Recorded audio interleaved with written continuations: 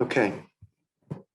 I just told the team that tonight when they go to bed, they ought to thank God that we've got kids like those cadets at the Air Force Academy to be the custodians of our way of life, that are willing to go out there and sacrifice so much and put their lives on the line for people they don't even know.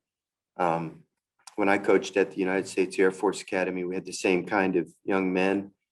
And every so often we were able to rise up and beat a top ranked team. We did it several times when I was a coach at Air Force as well.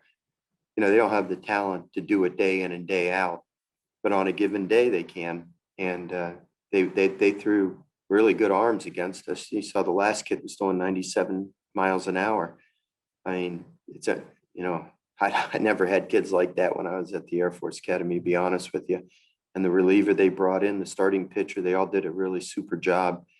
And their kids compete at the plate. And they made plays in the field. I mean, the last inning, Doty smashed that ball, and their second baseman made a really nice play under pressure, which is what you expect out of kids that go to the Air Force Academy. Those guys are talk about pressure. They're going to be flying, $100 million aircraft, and there's no option but to win.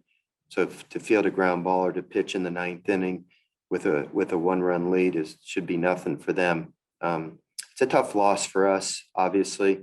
There's a lot of areas that we need to improve in, and we're gonna address them, and we're gonna get better. And it's only the second game of the year. We got a tough game tomorrow. We'll get ready for that.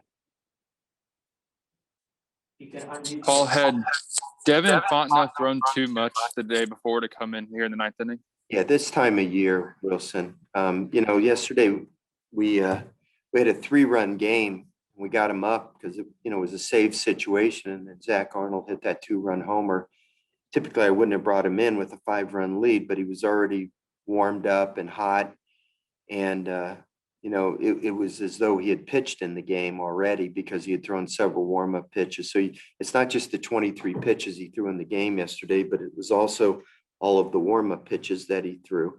And it's just too early in the year to bring him back on back-to-back days. If this was an SEC series a month from now, then he would have been in the game in the ninth inning. But this is how the young pitchers, the young kids have to cut their teeth. You have to bring them in if you just pitch them when the game's not on the line, they're not really growing. And I thought Ty Floyd, aired it out. He was throwing 93 miles an hour through a couple of close pitches that were called balls that changed the count for him on the first batter. And next thing you know, he's in a jam. And then, I decided to go to Aaron George. Aaron had only thrown 10 pitches yesterday, and he's kind of got a rubber arm, and he had a little difficult time finding the strike zone there. The 3-2 pitch to their leadoff hitter. I'm amazed that the kid laid off of it, really.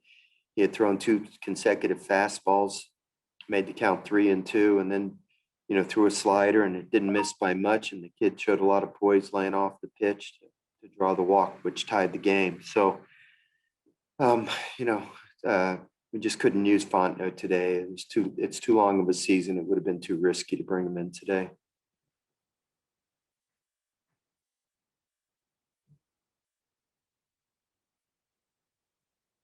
I can ask another here.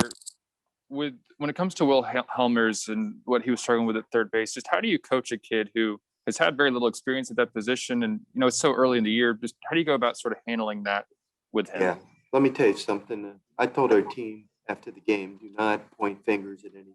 We win as a team and we lose as a team. I didn't specifically mention Will Helmers, but I'll tell you this. Will Helmers is a wonderful kid.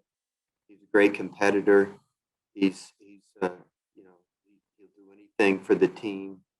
And if anybody is to blame, it would be me for throwing the kid into the difficult situation, with not that much experience. It's not a secret that third base has been a problem for us in the lead up to the season, and Will look good in practice, and boy, the ball just sure found him. He had so many tough chances, and he made some of them. I mean, he made several good plays. It's just the ones that'll stand out to you are the ones that he didn't make, and nobody feels worse than him. I love the kid. I think he's a winner. He's a competitor. You know, he'll be fine after this. I mean, I don't know what we're going to do with third base going forward, but whether he's back on the mound or what we do with him, you know, it's not going to hurt him. He's too tough mentally for this to bother him. And you know, I know he feels bad about it, but you know, I love the kid, and you know, I believe in him. He's a winner.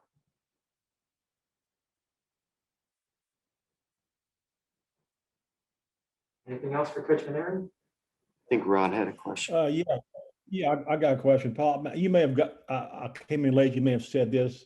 Gio's injury. You have any idea what it is? And then I guess the line change you made paid off because it, second day in a row had a big hit. I mean, from the Yeah. lineup change. Yeah, look, I haven't talked to the trainer about it yet. I haven't looked into it yet, Ron. I came straight here for this press conference, but it looked to me like he pulled his hamstring. I don't know the severity of it. You know as much as I do, so I'll go down there and check on it as soon as I finish here. What did you Yeah. learn in just 2 games so far? What have you learned about your team? Obviously, they struggle some with the plate, but Yeah. what have you learned so far? Well, we obviously, you know, the concerns I had going into the season kind of reared their heads already. You know, our left side of the infield is a little bit of a struggle. You know, Zach did make a nice play on the ball to his right, and he threw the runner out at third base. I think that was the only chance we've had in 2 games at shortstop. So I'm still, you know, that's still a situation that we're hoping will be okay. Obviously, third base is a question that we're going to have to find some kind of a solution there. And certainly we need to swing the bats better than we did these first 2 games. You know, again, a lot of it today, I tip my hat to the Air Force kids. You know, they threw the ball with you know, some commitment and conviction and some talent.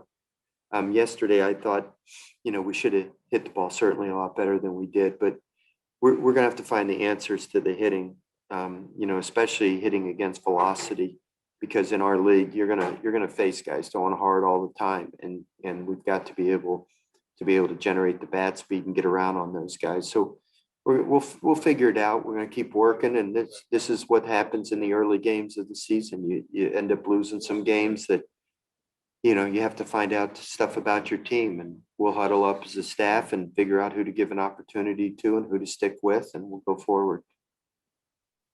Thanks. Thank you, Coach. That's it. Okay.